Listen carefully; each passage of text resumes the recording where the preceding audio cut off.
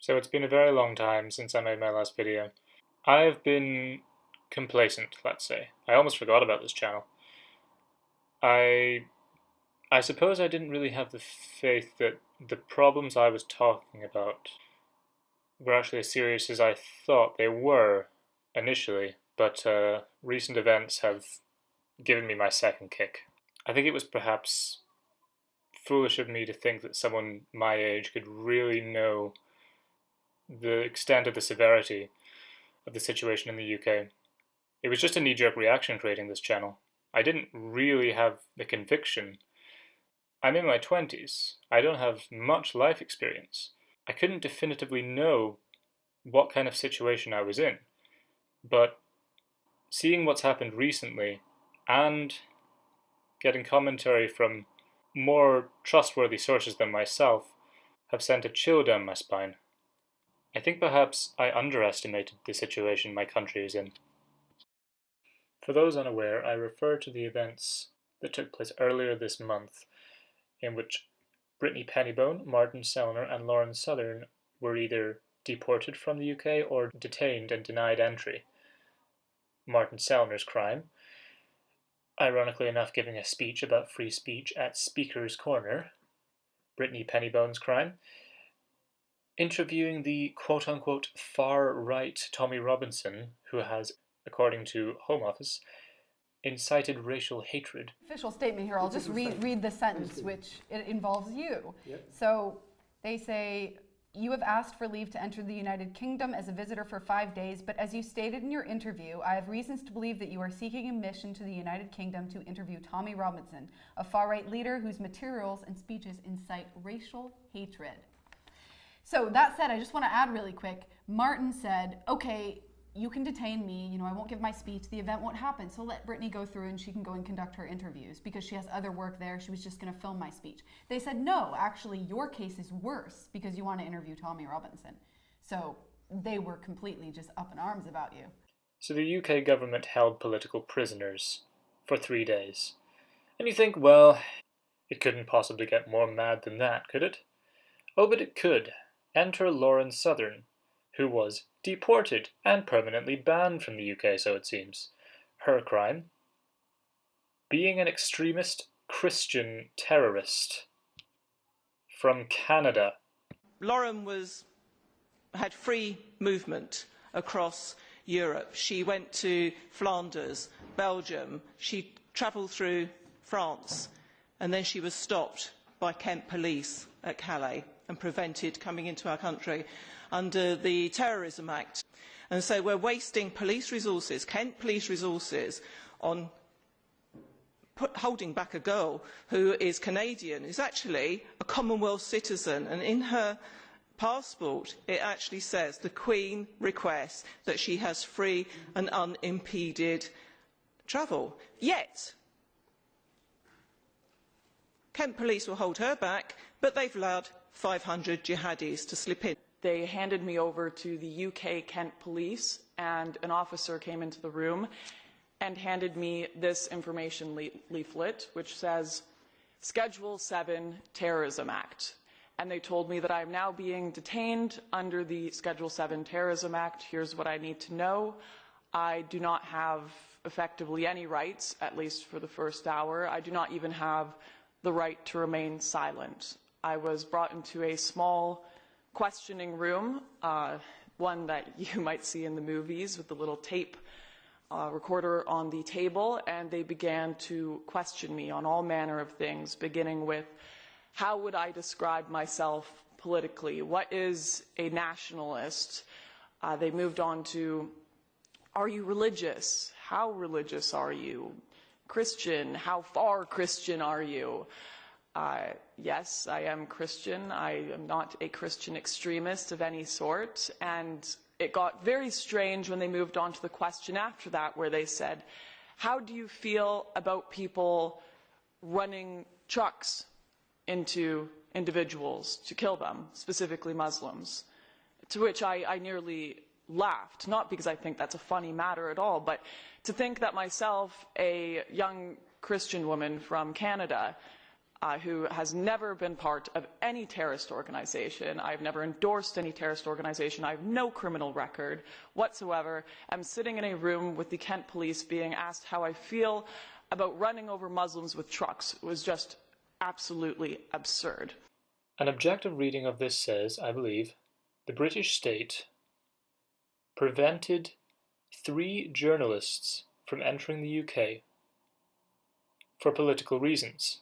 1, because he was going to give a controversial speech at Speaker's Corner, held him for 3 days.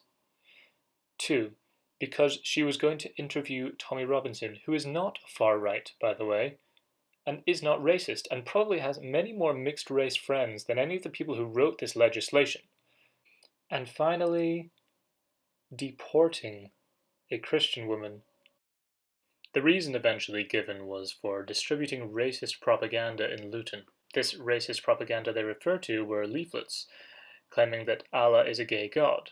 This was in response to a Vice article claiming that Jesus was a gay god. I suppose this social experiment has really delivered above and beyond what the expected result would be. But that was all around about the 12th of March. More recently, a more worrying case and much more local to me in Scotland, on Tuesday, the 20th of March, Glasgow Sheriff Court decided to convict Mark Meekin, or YouTube moniker Count Dankula, guilty of hate crime, guilty of being, quote, grossly offensive. He may face up to a year in jail time, possibly just a few months, possibly a fine, but he has been convicted. No one complained. No one in the general public complained, or for so far, I haven't seen anyone produce any real complaint from any Jews from the British public. There was no jury on this trial. The prosecution decided the context for Mark, said that it didn't matter, that it was irrelevant. The judge agreed, and he was sentenced. For those that haven't seen the video, the context is provided in the introduction. Let me show you. My girlfriend is always ranting and raving about how cute and adorable her wee dog is. And so I thought I would turn him into the least cute thing that I could think of, which is a Nazi. Buddha, do you want to gas the juice? Do you want to gas the juice? Mum will gas the juice, son. Right there, the context is set. The reason for making the video is to annoy Mark's girlfriend. The pug belongs to his girlfriend. He wants to annoy her. He thinks this will annoy her. Why does he think that? Because clearly he thinks this is offensive, which means clearly he thinks his girlfriend does not approve of Nazis. This is a video satirizing Nazism. No fascist propaganda ever featured a pug. This is obvious to absolutely everyone, apart from apparently Police Scotland and Glasgow Sheriff Court. I'm not racist, by the way. I just really wanted to piss her off. And no, it doesn't seem like this is context enough either. It seems we're at a point now where Police Scotland considers this Jews.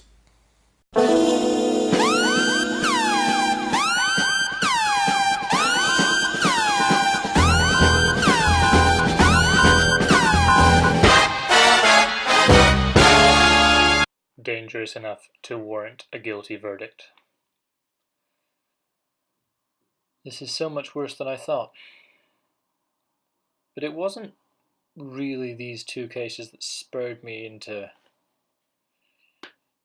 getting active on this channel again, and hopefully staying active this time. Just for no other reason than to sort out my own thoughts, and to talk into the ether, and pretend that someone's listening to me, which will probably be helpful. Pardon the digression. The main reason was the latest column I read by my favourite columnist, Peter Hitchens from the Mail on Sunday. A newspaper I recommend to anyone who's listening, merely for the fact that his columns are in there. The column I refer to is titled, "The Patriotic Thought Police Came for Corbyn. You Are Next." Mr. Hitchens is plugged into a very different circle from Mark Meekin, or Lauren Southern, or Tommy Robinson, or all the rest, but he seems to have put his finger on the same problem in a different area of politics. mainly the grown-up area. I think I'll just link this article down below.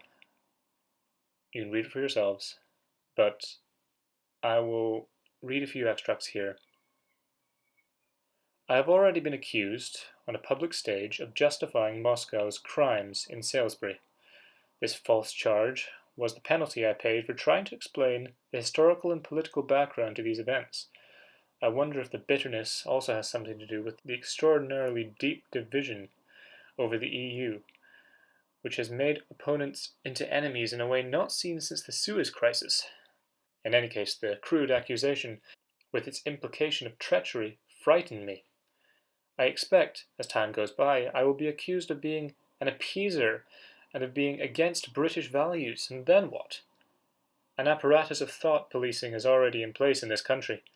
By foolishly accepting bans on Muslim extremists, quote, we have licensed public bodies to decide that other views, too, are extremist.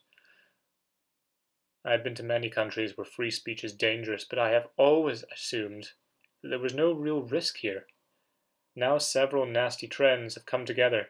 The treatment of Jeremy Corbyn, both by politicians and many in the media, for doing what he is paid for and leading the opposition, seems to me to be downright shocking. The article ends in a very bitter, even for Peter Hitchens, a very bitter sentiment. There is no real spirit of liberty left in this country. Yes, I am scared, and I never have been before, and so should you be. War, or the danger of war, is always an opportunity to silence troublemakers.